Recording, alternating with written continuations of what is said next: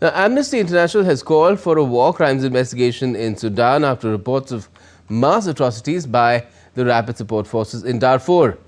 The country's civil war, now in its third year, has killed tens of thousands and uprooted millions. DD India's Adamya Mishra brings us this report.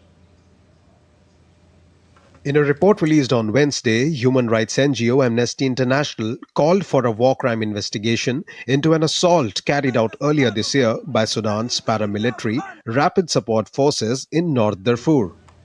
The war in Sudan broke out in April 2023 as a power struggle between Sudanese military and the paramilitary Rapid Support Forces, or the RSF.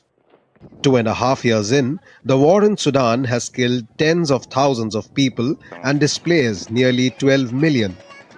In late October, RSF captured the city of El Fasher, the army's last stronghold in the western Darfur region.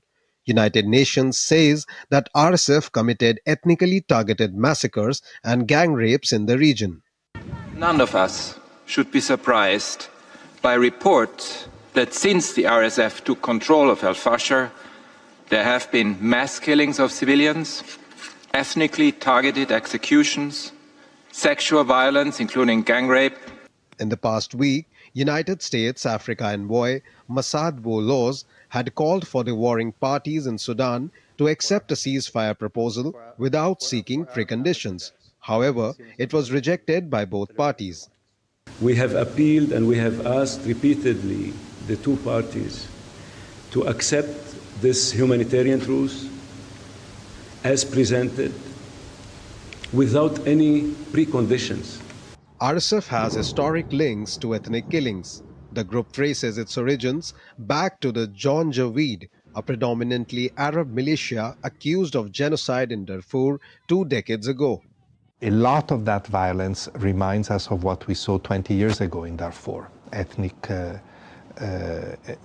connotation of this violence, and the modalities of the violence, again, remind us of what we all condemned and said never again 20 years ago. As the conflict deepens, analysts warn that Sudan is now effectively partitioned, a fractured nation that may prove difficult to reunify. For civilians caught up in the conflict, the situation remains dire, with no clear end to the war in sight. Adamya Mishra's report for DD India.